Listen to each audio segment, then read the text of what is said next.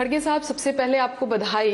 इस उम्र में और इस गर्मी में जिस तरह से आपने चुनाव प्रचार में खुद को झोंका है, क्या कुछ तस्वीर बदलती हुई नजर आ रही है आपको? 5वें फेज का की वोटिंग अब खत्म हो गई है। डेफिनेट।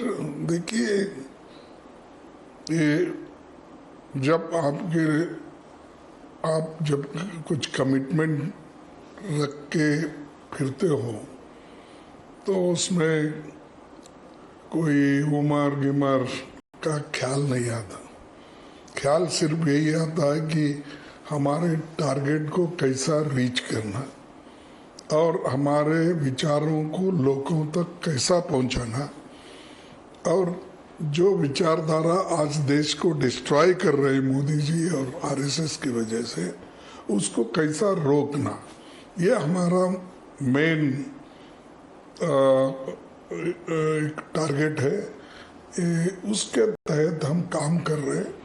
अब जब इलेक्शन अब हो गए, ऐसे रिपोर्ट्स हमको आ रहे हैं हर जगह से कि इंडिया गठबंधन आगे है और मोदी जी को पीछे छोड़े हैं, तो आज फिर से मुझे उम्मीद है कि और भी हमारे सीट्स बढ़ेंगे और किसी हालत में मोदी और बीजेपी ये पावर में नहीं आएगा। उसको रोकने की शक्ति हमारे पास है, उतने नंबर्स हमको मिल रहे हैं। सरकार बनाने लायक नंबर मिल रहे हैं? क्या लग रहा है, क्या आप लोगों के पास अब तक जब उनको रोकने के लिए उनके एनडीए बोल रहा हूं मैं, जब एनडीए रुक जाती है तो इंडिया आगे बढ़ती है।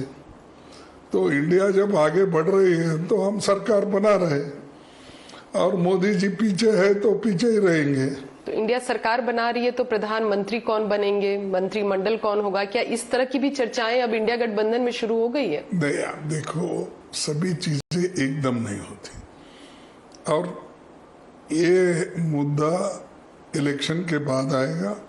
ऑल अलायंस पार्टीज एक होके जब लड़े हैं तो वो निर्णय लेंगे कौन प्रधानमंत्री बनेगा और कौन किसके लिए सहमति बनेगी। ये सब कुछ उस वक्त होगा। अभी से हम कहना ठीक नहीं होता, क्योंकि हम एक पार्टी नहीं है, अलायंस पार्टीज है, 20-25 पार्टियां मिलके लड़ रहे हैं, तो सबकी राय लेकर आगे बढ़ना है। खड़गे साहब, देखिए, आप भी मुझे बहुत पहले से जानते होंगे, कांग्रेस बीट में लंबे समय से देख रही हूं और फील्ड में कई जगह हम लोगों ने भी अभी दौरा किया। 2 चरण के जो चुनाव थे उसमें बेशक इंडिया गठबंधन जो है वो आगे दिख रही थी। उसके बाद जो वोटिंग हुई, जो ग्राउंड पे हमें हम रिपोर्ट कर रहे हैं, उसमें ऐसा लग रहा है कि प्रधानमंत्री ने इस चुनाव को फिर अपनी तरफ मोड़ लिया है। एक सशक्त चेहरा प्रधानमंत्री के जरिए जनता के बीच दिख रहा है। आपको लगता है इस तरह की चीज है, या ग्राउंड पे जब आप लोग पहुंचते हैं, आप लोग जब जा रहे हैं, तो कुछ अलग दिख रहा है आपको? ये देखिए, अब मोदी जी को देख के वोट देने वाले लोग कम हो गए। अब कितने दिन उसी का चेहरा देंगे? 10 साल से देख रहे हैं ना। उन्होंने जो वायदे किए थे निभाए नहीं, नौकरी के वायदे किए थे नहीं निभाए, और काला धन लाकर उनको देने की वायदा किए थे लोगों को, वो नहीं करे।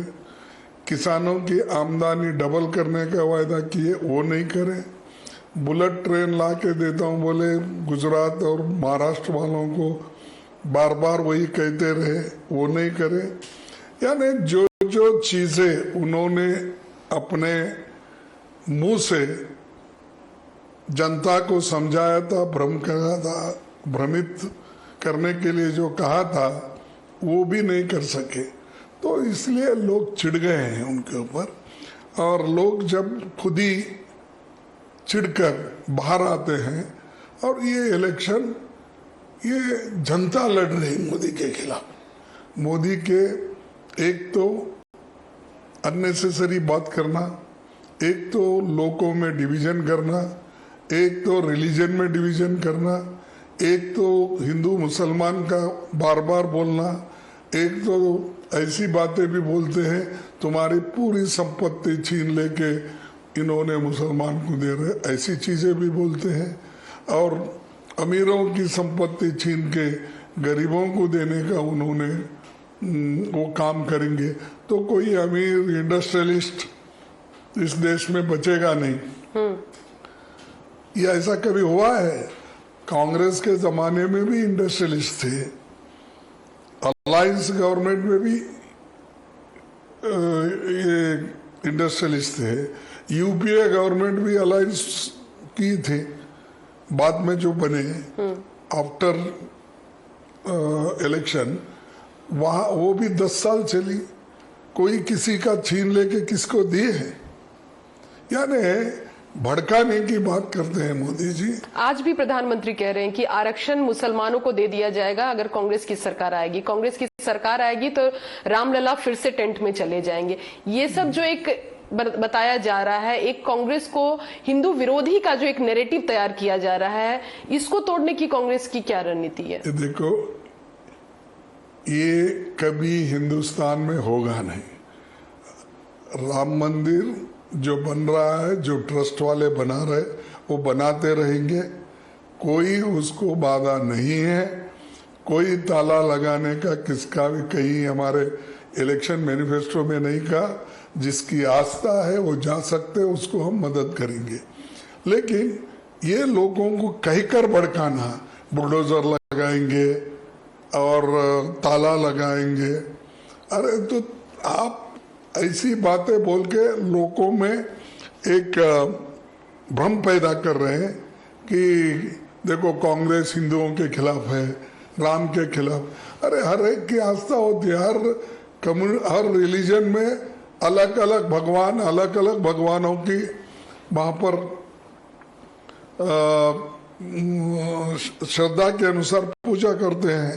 अब जो ला रहे हैं ये इसको बोला फ्रस्ट्रेशन हो गया उनको हो गया कि भाई क्या करना।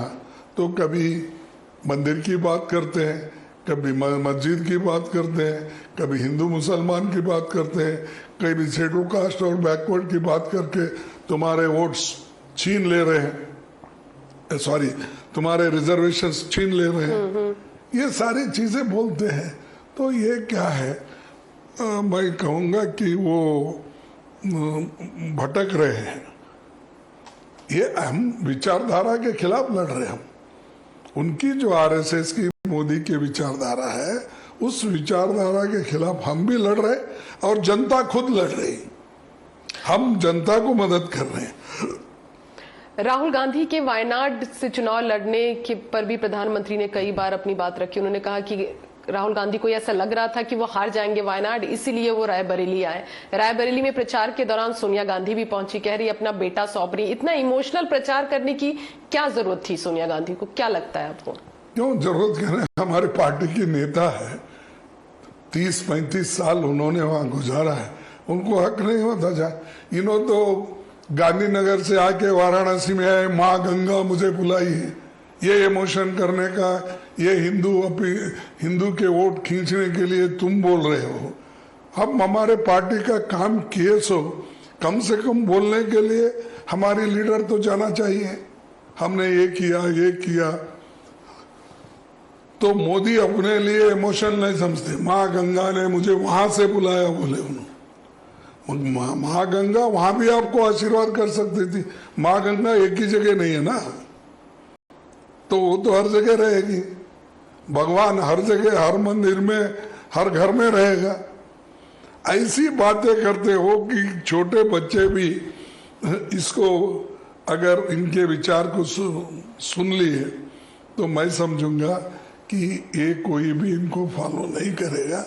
ये चंद लोग उनके ब्रेन वॉश हो गए हैं, वो तो जल्दी सुधरेंगे नहीं। जो बाकी के लोग हैं तो वो ओपनली बोल रहे हैं कि मोदी गिमिक कर रहे हैं। बिहार का मैं जिक्र करूंगी, उससे पहले दिल्ली की बात करती हूँ कि दिल्ली में शराब घोटाले की वजह से मुख्यमंत्री जेल गए। अब प्रचार के लिए उन्हें बाहर बेल पर छोड़ दिया है, लेकिन विवादों से केजरीवाल का पीछा नहीं छूट रहा है। स्वाति मालीवाल, उन्हीं की पार्टी की सांसद, मारपीट का आरोप लगा रही है। कानून अपना काम करेगी, लेकिन कांग्रेस पार्टी इस पूरे मामले पर, आपकी अलाइज पार्टी है, चुप्पी क्यों साधे हुए है?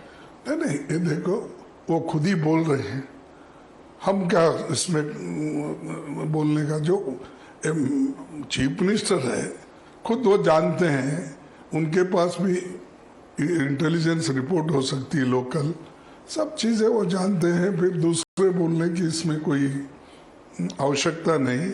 और वो जो भी बोलेंगे वो अपने हित में, और खास करके जो सफाई देना है वो दे देंगे। तो जो जानकारी उनके पास ज्यादा है, और वो कह सकते हैं। ऐसा आप लोग कहना कि क्यों नहीं जा रहे हेमंत सोरेन को अभी तक नहीं छोड़ रहे, क्या बात है फिर? इलेक्शन के लिए नहीं छोड़ रहे, भ्रष्टाचार के आरोप है उन पर भी है। फिर अब दूसरों के ऊपर रहे भ्रष्टाचार के आरोप, दोनों आपने छोड़ दिए बहुत से लोगों को।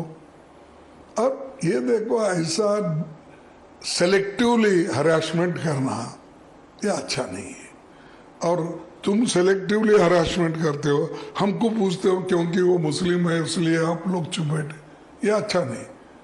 आरोप प्रत्यारोप करने को हमको भी आता है, लेकिन आप न्याय के साथ रहो, संविधान के तहत चलो, और संविधान में जो कुछ हमने इंस्टीट्यूशन बनाया है उस इंस्टीट्यूशन का दुरुपयोग मत करो, उसका सदुपयोग करके लोगों की भलाई करो। उसके बजाय आप पावर हंग्री इतने हो गए, दूसरे डिपार्टमेंट के पावर्स भी तुमने अपने साथी को दिया, होम मिनिस्ट्री को, क्योंकि पकड़ना, हरास करना, अंदर डालना, ये काम करने के लिए कोऑपरेटिव का उन्हीं के पास आया, फाइनेंस डिपार्टमेंट में उनके के पास आया, होम तो है ही है।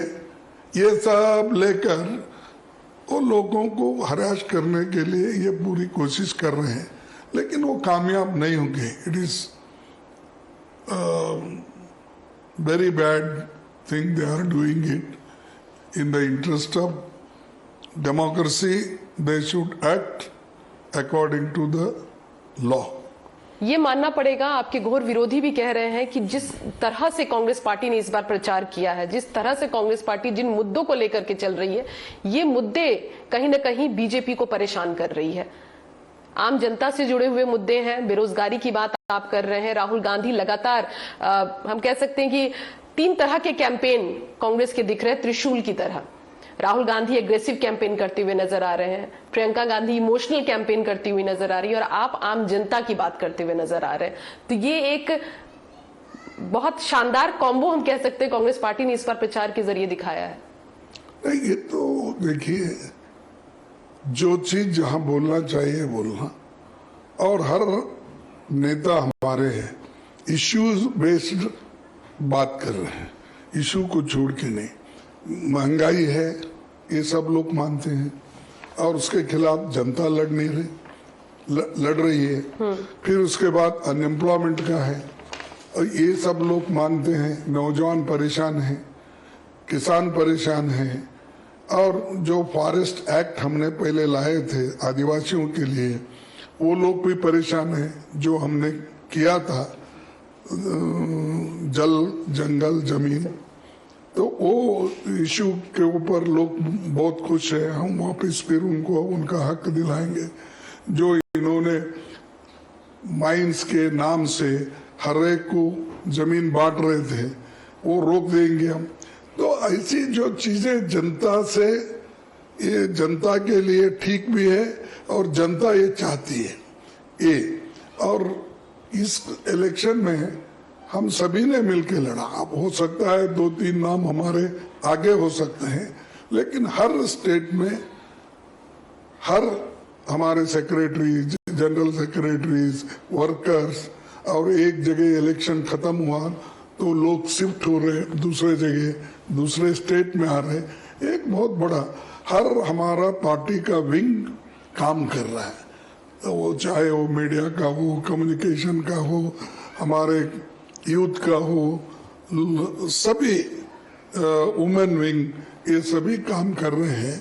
और खास करके क्विक मूवमेंट होना, एक जगह इलेक्शन जिस दिन होती है, यानी प्रचार का जो दिन खत्म होता है आखिरी दिन, उसी दिन वो उससे शाम में दूसरे स्टेट में चले जाते हैं जो स्टेट उनको अलॉट किया जाता है। क्विक एक्शन भी इस बार पार्टी कर रही है, जो नेता बयानबाजी अलग कर रहे हैं उनको पार्टी से बाहर भी कर रहे हैं आप लोग।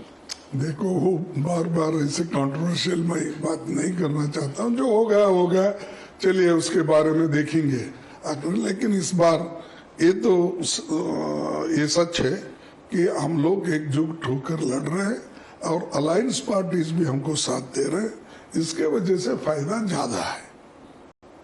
कांग्रेस को भी फायदा है, अलायंस पार्टियों को भी फायदा है, या अलायंस पार्टियों को ज्यादा फायदा होता हुआ दिख रहा है, छोटी पार्टियों को? देखो, सबको फायदा हो रहा है, वो मैं तोल नहीं सकता ना किसको ज्यादा किसको कम, सबको फायदा हो रहा है।